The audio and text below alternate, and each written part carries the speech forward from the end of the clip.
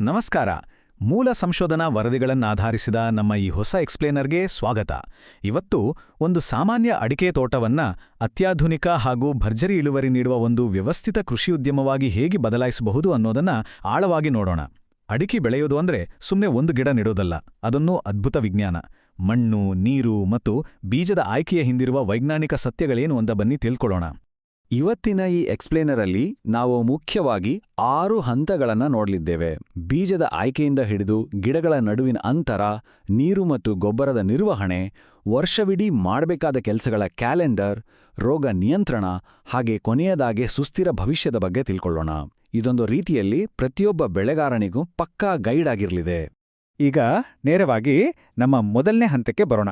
ಅದೇ ಅಡಿಪಾಯ ಮತ್ತು ಬೀಜದ ಆಯ್ಕೆ. ಯಾವುದೇ ದೀರ್ಘಕಾಲದ ಯಶಸ್ವಿಗೆ ಭದ್ರವಾದ ಬುನಾದಿ ಇರಲೇಬೇಕಲ್ವಾ? ಒಂದು ಭದ್ರವಾದ ಮನೆ ಕಟ್ಟಬೇಕು ಅಂದ್ರೆ ಅದ್ರ ಫೌಂಡೇಶನ್ ಎಷ್ಟು ಗಟ್ಟಿಯಾಗಿರ್ಬೇಕು ಹೇಳಿ. ಅಡಿಕೆ ತೋಟಕ್ಕೂ ಅಷ್ಟೇ.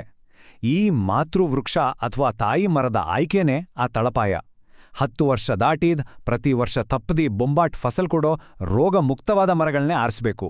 ದುರ್ಬಲ ಮರದಿಂದ ಬೀಜ ತಂದ್ರೆ ಮುಂದೊಂದು ದಿನ ಇಡೀ ತೋಟವೇ ನಷ್ಟ ಅನುಭವಿಸ್ಬೇಕಾಗತ್ತೆ. ಒಳ್ಳೆ ಬೀಜ ಆರಿಸಿದ್ಮೇಲೆ ನರ್ಸರಿ ನಿರ್ವಹಣೆ ಶುರುವಾಗುತ್ತೆ. ಇಲ್ಲಿ ಕಾಣ್ತಾ ಇರೋ ಹಾಗೆ ತಾಯಿ ಮರದಿಂದ ತಂದ ಬೀಜಗಳನ್ನ ಮೊದಲು ಮರಳಿನ ಪಾತಿಯಲ್ಲಿ ಸರಿಯಾಗಿ ಮೊಳಕೆ ಬರೆಸಿ, ಆಮೇಲೆ ಬಹಳ ಹುಷಾರಾಗಿ ಪಾಲಿ ಬ್ಯಾಗ್ ಅಥವಾ ನರ್ಸರಿಗೆ ಶಿಫ್ಟ್ ಮಾಡೋದು ಒಂದು ಸೂಕ್ಷ್ಮವಾದ ಕಲೆ. ಇಲ್ಲೊಂದು ಬಹಳ ಇಂಟ್ರೆಸ್ಟಿಂಗ್ ಟೆಸ್ಟ್ ಇದೆ ನೋಡಿ. ಕನಿಷ್ಠ 35 ಗ್ರಾಂ ತೂಕ ಇರೋ ಬೀಜಗಳನ್ನೇ ಆರಿಸಬೇಕು. ಇನ್ನೊಂದು ಮಜವಾದ ವಿಚಾರ ಅಂದ್ರೆ, ಹಣ್ಣನ್ನ ನೀರಿನಲ್ಲಿ ಬಿಟ್ಟಾಗ ಅದರ ತೊಟ್ಟಿನ ಭಾಗ ನೇರವಾಗಿ ಮೇಲ್ಮುಖವಾಗಿ ತೇಲ್ಬೇಕು. ಈ ರೀತಿ ಕಟ್ಟುನಿಟ್ಟಾಗಿ ಪಾಸಾದ ಬೀಜಗಳನ್ನ ಮಾತ್ರ ನೆಟ್ರೆ ತೋಟದಲ್ಲಿ ಯಾವುದೋ ದುರ್ಬಲ ಗಿಡ ಅಮೂಲ್ಯವಾದ ಜಾಗ ಆಕ್ರಮಿಸಿಕೊಳ್ಳೋದನ್ನ ತಪ್ಪಿಸಬಹುದು. ಬೀಜಗಳ ಆಯ್ಕೆ ಮುಗಿತು. ಈಗ ಎರಡನೇ ಹಂತ ಅಂದ್ರೆ ತೋಟದ ವಿನ್ಯಾಸ ಮತ್ತು ಅಂತರ ಬೆಳೆಗಳ ಕಡೆಗೆ ಗಮನ ಹರಿಸೋಣ. ಕೃಷಿಯಲ್ಲಿ ರೇಖಾಗಣಿತ ಹೇಗೆ ಕೆಲಸ ಮಾಡುತ್ತೆ ಅನ್ನೋದು ಬಹಳ ಸ್ವಾರಸ್ಯಕರ. ಗಿಡ ನೆಡುವಾಗ ಸಾಲುಗಳನ್ನ ನೇರವಾಗಿ ದಕ್ಷಿಣ ಉತ್ತರಕ್ಕೆ ಹಾಕಬಾರ್ದು ಅನ್ನೋದು ಗೊತ್ತಿರಬೇಕಾದ ವಿಚಾರ. ಬದಲಾಗಿ ಪಶ್ಚಿಮಕ್ಕೆ 35 ಡಿಗ್ರಿ ಕೋನದಲ್ಲಿ ಓರೆಯಾಗಿ ಸಾಲುಗಳನ್ನ ಮಾಡಬೇಕು. ಇದನ್ನ ಬೃಹತ್ ಸೋಲಾರ್ ಪ್ಯಾನೆಲ್ಗಳ ಜೋಡಣೆಗೆ ಹೋಲಿಸಬಹುದು. ಎಲೆಗಳಿಗೆ ಬೇಕಾದಷ್ಟು ಸೂರ್ಯನ ಬೆಳಕು ಸಿಗಬೇಕು. ಅದೇ ಆ ಮಧ್ಯಾಹ್ನದ ಕಡು ಬಿಸಿಲು ಅಡಿಕೆ ಸೂಕ್ಷ್ಮ ಕಾಂಡಕ್ಕೆ ನೇರವಾಗಿ ಬಿದ್ದು ಸುಡಬಾರ್ದು. ಈ 35 ಡಿಗ್ರಿ ಆಂಗಲ್ ಈ ಎರಡೂ ಕೆಲಸಗಳನ್ನ ಪರ್ಫೆಕ್ಟಾಗಿ ಬ್ಯಾಲೆನ್ಸ್ ಮಾಡುತ್ತೆ. ಹಾಗೇನೆ ಪ್ರತಿಯೊಂದು ಗಿಡಕ್ಕೂ 2.7 ಮೀಟರ್ ಅಂತರ ಇರಲೇಬೇಕು. ಈ ಸ್ಪೇಸಿಂಗ್ ಯಾಕೆ ಮುಖ್ಯ ಅಂದ್ರೆ, ಪ್ರತಿಯೊಂದು ಮರದ ಬೇರುಗಳಿಗೂ ತನ್ನದೇ ಆದ ಸ್ಪೇಸ್ ಬೇಕು. ಮಣ್ಣಿನಿರೋ ನೀರು ಮತ್ತು ಪೋಷಕಾಂಶಗಳಿಗಾಡಿ ಮರಗಳ ನಡುವೆ ಅನಗತ್ಯ ಪೈಪೋಟಿ ನಡಿಬಾರ್ದು ಅಲ್ವಾ? ಬರೀ ಅಡಿಕೆ ಮಾತ್ರ ಬೆಳೆಯೋದು ಈಗ ಹಳೆ ಸ್ಟೈಲ್. ಇದನ್ನ ಸಿಟಿಯ ಅಪಾರ್ಟ್ಮೆಂಟ್ ಸಿಸ್ಟಮ್ಗೆ ಹೋಲಿಸಿ ನೋಡೋಣ.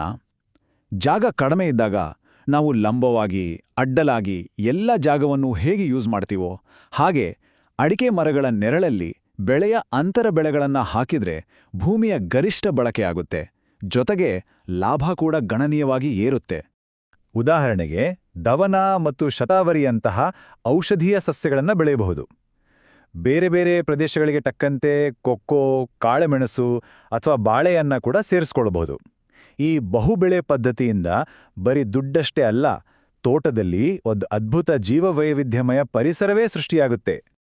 ತೋಟವನ್ನ ಸಿದ್ಧಪಡಿಸಿ ನಂತರ ಅದರ ನಿರಂತರ ಬೆಳವಣಿಗೆಗೆ ಶಕ್ತಿ ತುಂಬುವ ನೀರು ಮತ್ತು ಪೋಷಕಾಂಶಗಳ ನಿರ್ವಹಣೆ ಬಗ್ಗೆ ತಿಳಿಯೋದು ಬಹಳ ಮುಖ್ಯ. ಸಾಂಪ್ರದಾಯಿಕವಾಗಿ ಕಾಲುವೆ ಮೂಲಕ ಒಮ್ಮೆಲೆ ನೀರು ಹಾಯಿಸೋದನ್ನ ಯಾರಿಗಾದ್ರೂ ತಿಂಗಳಿಗೊಮ್ಮೆ ಭಾರೀ ಊಟ ಬಡಿಸೋದಕ್ಕೆ ಹೋಲಿಸ್ಬೋದು. ಅದು ಖಂಡಿತ ಆರೋಗ್ಯಕರ ಅಲ್ಲ. ಆದರೆ ಡ್ರಿಪ್ ಇರಿಗೇಷನ್ ಅಥವಾ ಹನಿ ನೀರಾವರಿ ಇದೆಯಲ್ಲ, ಅದು ದಿನನಿತ್ಯ ಬೇಕಾದಷ್ಟೇ ಬ್ಯಾಲೆನ್ಸ್ ಡಯಟ್ ಕೊಟ್ಟಾಗೆ. ಇದರಿಂದ ನೀರಿನ ಪೋಲು ತಪ್ಪುಟ್ಟೆ ಗಿಡಕ್ಕೂ ಎಷ್ಟು ಬೇಕೋ ಅಷ್ಟೇ ನಿಖರವಾಗಿ ಸಿಗತ್ತೆ. ಈ ಚಿತ್ರದಲ್ಲಿರುವ ಹಾಗೆ ಹೊಸದಾಗಿ ನೆಟ್ಟ ಸಸಿಗೆ 2 ಡ್ರಿಪ್ಪರ್ಗಳನ್ನು ಅಳವಡಿಸೋದು ಬೆಸ್ಟ್. ಹಳೆ ಪ್ರವಾಹ ನೀರಾವರಿಗೆ ಹೋಲಿಸಿದ್ರೆ ಈ ಹನಿ ನೀರಾವರಿ ವ್ಯವಸ್ಥೆ 90-95% ಹೆಚ್ಚು ಎಫೆಕ್ಟಿವ್ ಆಗಿದೆ. ಅಂದ್ರೆ ಕೊಡುವ ಪ್ರತಿಯೊಂದು ಹನಿ ನೀರು ವೇಸ್ಟ್ ಆಗದೆ ನೇರವಾಗಿ ಗಿಡದ ಬೇರುಗಳನ್ನೇ ತಲುಪುತ್ತೆ. ಎಷ್ಟೊಂದು ಅದ್ಭುತ ಅಲ್ವಾ? ಇದುವರೆಗೂ ಮಾತಾಡಿದ ಈ ಎಲ್ಲಾ ಸೈಂಟಿಫಿಕ್ ವಿಚಾರಗಳನ್ನು ಸೇರಿಸಿ ವರ್ಷದ ಯಾವ ಟೈಮಲ್ಲಿ ಏನ್ ಮಾಡಬೇಕು ಅಂತ ಒಂದು ಪಕ್ಕಾ ಕೃಷಿ ಕ್ಯಾಲೆಂಡರ್ ಮಾಡೋಣ ಬನ್ನಿ. ಇದು ನಿಜಕ್ಕೂ ಪ್ರತಿಯೊಬ್ಬ ಬೆಳೆಗಾರನೂ ಫಾಲೋ ಮಾಡಬೇಕಾದ ಒಂದು ಟೈಮ್ ಟೇಬಲ್. ಡಿಸೆಂಬರ್-ಜನವರಿಲಿ ಅತ್ಯುತ್ತಮ ಬೀಜಗಳ ಕಲೆಕ್ಷನ್. ಚಳಿಗಾಲ ಅಂದ್ರೆ ನವೆಂಬರಿಂದ ಫೆಬ್ರವರಿವರೆಗೂ 6-8 ದಿನಗಳೊಮ್ಮೆ ನೀರು. ಅದೇ ಬೇಸಿಗೆಯಲ್ಲಿ 4-5 ದಿನಗಳೊಮ್ಮೆ ನೀರು. ಮುಂಗಾರು ಶುರುವಾಗೋ ಮೇ-ಜೂನ್ ಟೈಮ್ ನಾಟಿಗೆ ಬೆಸ್ಟ್. ಇಂದು ಮಳೆಗಾಲದ ಕೊನೆಯಲ್ಲಿ ಅಂದರೆ ಆಗಸ್ಟ್ ಸೆಪ್ಟೆಂಬರ್ನಲ್ಲಿ ರೋಗ ಬಾರದಂತೆ ಮೊದಲೇ ಮುಂಜಾಗ್ರತಾ ಸಿಂಪಡಣೆ ಮಾಡಲೇಬೇಕು. ಈ ರೂಟೀನ್ ಫಾಲೋ ಮಾಡಿದ್ರೆ ತೋಟದ ಆರೋಗ್ಯ ಗ್ಯಾರಂಟಿ. ಈಗ ರಕ್ಷಣೆಯ ಕಡೆಗೆ ಬರೋಣ. ಎಷ್ಟೇ ಒಳ್ಳೆ ಬೀಜ ನೀರು ಕೊಟ್ರೂ ಶತ್ರುಗಳ ದಾಳಿಯಿಂದ ನಮ್ಮ ತೋಟವನ್ನ ಕಾಪಾಡ್ಕೊಳ್ಳೋದು ಅಷ್ಟೇ ಮುಖ್ಯ ಅಲ್ವಾ? ರೋಗ ಬಂದ ಮೇಲೆ ಪರದಾಡೋದಕ್ಕಿಂತ ರೋಗ ಬರದೇ ಇರೋ ಹಾಗೆ ನೋಡ್ಕೊಳ್ಳೋದು ಜಾಣತನ. ಇದನ್ನೇ ಪ್ರಿವೆಂಟಿವ್ ಹೆಲ್ತ್ ಕೇರ್ ಅನ್ನೋದು. ತೋಟದಲ್ಲಿ ನೀರು ನಿಲ್ದಂತೆ ನೋಡ್ಕೊಳ್ಳೋದು, ಕಸಕಡ್ಡಿ ಕೊಳೆತ ಗರಿಗಳನ್ನು ತೆಗೆದು ಕ್ಲೀನಾಗಿಡೋದು, ಮಣ್ಣಿಗೆ ಸರಿಯಾದ ಪೋಷಣೆ ಕೊಡೋದು. ಇಷ್ಟು ಮಾಡಿದ್ರೆ ಸಾಕು, ಅಡಿಕೆ ಮರಗಳಿಗೆ ನ್ಯಾಚುರಲ್ ಆಗೇ ರೋಗ ನಿರೋಧಕ ಶಕ್ತಿ ಬಂದ್ಬಿಡುತ್ತೆ. ಇಲ್ನೋಡಿ, ಗರಿಗಳು ಮುದುಡುಕೊಳ್ಳೋದು, ಗಿಣ್ಣುಗಳು ಓರೆಯಾಗಿರೋದು ಕಂಡ್ರೆ ಅದೇನೋ ಕೀಟದ ಕಾಟ ಅಂತ ಗಾಬರಿಯಾಗೋದು ಬೇಡ. ಇದು ಮಣ್ಣಿನಲ್ಲಿ ಸತು ಅಂದ್ರೆ ಜಿಂಕ್ ಕೊರತೆಯ ಲಕ್ಷಣ ಅಷ್ಟೇ. ನೀರು ನಿಲ್ಲೋ ಜೇಡಿ ಮಣ್ಣಿನಲ್ಲಿ ಇದು ಬಹಳ ಕಾಮನ್. ಮಣ್ಣಿನ ಪರೀಕ್ಷೆ ಮಾಡಿಸಿ ಸತು ಸಲ್ಫೇಟ್ ಬಳಸಿದ್ರೆ ಈ ಪ್ರಾಬ್ಲಮ್ ಈಸಿಯಾಗಿ ಸಾಲ್ವ್ ಆಗತ್ತೆ. ಆದ್ರೆ ಅಡಿಕೆ ತೋಟದ ದೊಡ್ಡ ವಿಲನ್ ಅಂದ್ರೆ ಈ ಕೆಂಪು ಮೂತಿ ಹುಳು. ಸುಳಿ ಒಣಗೋದು, ಕಾಂಡದ ಮೇಲೆ ರಂಧ್ರಗಳು ಕಾಣಿಸೋದು, ಅಲ್ಲಿಂದ ಕಂದು ಬಣ್ಣದ ದ್ರವ ಸೋರೋದು, ಇವೆಲ್ಲ ಡೇಂಜರ್ ಬೆಲ್ಲಿದ್ದ ಹಾಗೆ. ಈ ಆರಂಭಿಕ ಲಕ್ಷಣಗಳು ಕಂಡ ತಕ್ಷಣ ಆಕ್ಷನ್ ತಗೊಂಡಿಲ್ಲ ಅಂದ್ರೆ ಮರ ಸಂಪೂರ್ಣವಾಗಿ ನಾಶವಾಗತ್ತೆ. ಹಾಗಾದ್ರೆ ಈ ರೋಗಗಳಿಂದ ಕಾಪಾಡ್ಕೊಳ್ಳೋದು ಹೇಗೆ? ನಮ್ ಹತ್ರ ಈ 5 ಪ್ರಮುಖ ಅಸ್ತ್ರಗಳಿವೆ. ಸರಿಯಾದ ಒಳಚರಂಡಿ, ರೋಗ ಬಂದ ಗಿಡಗಳನ್ನ ತಕ್ಷಣ ಬೇರೆ ಮಾಡೋದು, ಬಾಧಿತ ಗರಿಗಳನ್ನ ಸುಟ್ಟು ಹಾಕೋದು, ಮಳೆಗಾಲದಲ್ಲಿ 1% ಬೋರ್ಡೋ ಮಿಶ್ರಣ ಸಿಂಪಡಿಸೋದು ಮತ್ತು ಮಣ್ಣು ಪರೀಕ್ಷೆ ಮಾಡಿ ಬೇಕಾದ ಪೋಷಕಾಂಶ ಮಾತ್ರ ಕೊಡೋದು. ಈ ಪಂಚಸೂತ್ರಗಳನ್ನ ಪಾಲಿಸಿದ್ರೆ ಇಡೀ ತೋಟ ಸುಭದ್ರ. ನಾವು ಈ ವಿಶ್ಲೇಷಣೆಯ ಅಂತಿಮ ಘಟ್ಟಕ್ಕೆ ಬಂದಿದ್ದೀವಿ. ಕೇವಲ ಇವತ್ತಿನ ಲಾಭ ಅಷ್ಟೇ ಅಲ್ಲ, ನಾಳೆಯ ಸುಸ್ಥಿರ ಕೃಷಿಯ ಭವಿಷ್ಯದ ಬಗ್ಗೆನೂ ನಾವು ಯೋಚಿಸಬೇಕಿದೆ.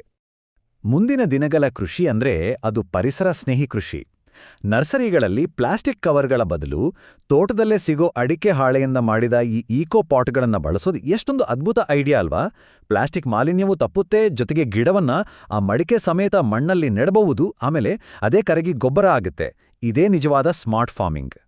ಕೊನೆಯದಾಗಿ ನಾವೆಲ್ಲರೂ ಯೋಚಿಸಬೇಕಾದ ಒಂದು ಪ್ರಮುಖ ಪ್ರಶ್ನೆ. ಪ್ರಕೃತಿ, ಹವಾಮಾನ, ಮಳೆಯ ಪ್ಯಾಟರ್ನ್ ಎಲ್ಲವೂ ಈಗ ವೇಗವಾಗಿ ಬದಲಾಗ್ತಾ ಇದೆ. ಹೀಗಿರುವಾಗ ನಾವೀಗ ನೋಡಿದ ಈ ಕೃಷಿ ಕ್ಯಾಲೆಂಡರ್ ಅನ್ನ ಮುಂದಿನ ದಶಕಗಳಲ್ಲಿ ಬರೋ ಬದಲಾವಣೆಗಳಿಗೆ ತಕ್ಕಂತೆ ಭವಿಷ್ಯಕ್ಕಾಗಿ ಹೇಗೆ ಸಜ್ಜುಗೊಳಿಸಿಕೊಳ್ಳಬೇಕು? ಕಾಲಕ್ಕೆ ತಕ್ಕಂತೆ ಕೃಷಿಕರು ಹೊಸ ವಿಜ್ಞಾನಕ್ಕೆ ತೆರೆದುಕೊಳ್ಳೋದು ಅನಿವಾರ್ಯ. ಮೂಲ ವರದಿಗಳನ್ನ ಆಧರಿಸಿದ ಈ ಎಕ್ಸ್ಪ್ಲೇನರ್ ಅಡಿಕೆ ಬೆಳೆಯ ವೈಜ್ಞಾನಿಕ ಮುಖವನ್ನ ಎಲ್ಲರಿಗೂ ಸ್ಪಷ್ಟಪಡಿಸಿದೆ ಅಂತ ಭಾವಿಸ್ತೀನಿ. ಈ ಮಾಹಿತಿಪೂರ್ಣ ಪಯಣದಲ್ಲಿ ಜೊತೆಯಾಗಿದ್ದಕ್ಕೆ ಧನ್ಯವಾದಗಳು.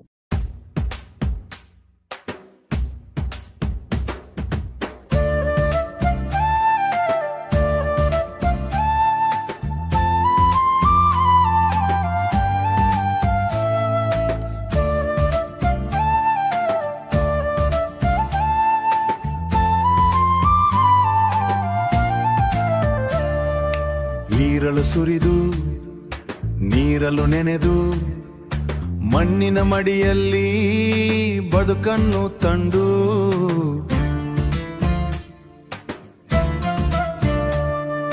ಹಗಲು ರಾತ್ರಿ ಕೈತು ಮಾಡಿ ನಮಗೆ ಅನ್ನವ ನೀಡುವ ಭಾಗ್ಯದ ನಿಧಿ ರೈತ ನಮ್ಮ ರಾಜ, ಮಣ್ಣಿನ ದೇವರು.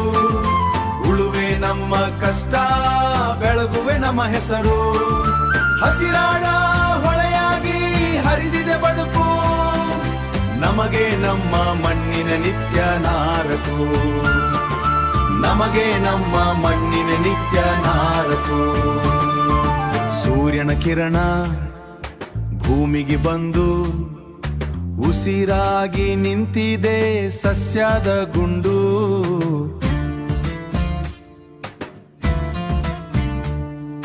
ದೇವರಿನ ಹಣಿ ಬೆಳೆಯುವಾಗ ಹುಣ್ಣಿಮೆಯ ಸಂತೋಷ ನಮ್ಮ ಮನೆಯಲ್ಲಿ.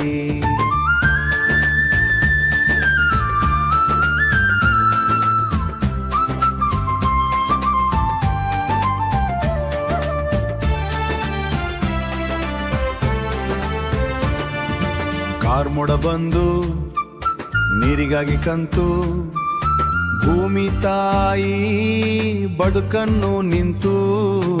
ಅಂದ ಹಾಗೆ ಈ ಮಾಹಿತಿ ನಿಮಗೆ ಉಪಯುಕ್ತವಾಗಿದ್ದರೆ ಖಂಡಿತ ವಿಡಿಯೋ ಲೈಕ್ ಮಾಡಿ ಮತ್ತು ನಮ್ಮ ಚಾನೆಲ್ಗೆ ಸಬ್ಸ್ಕ್ರೈಬ್ ಮಾಡುವ ಮೂಲಕ ನಮಗೆ ಬೆಂಬಲಿಸಿ.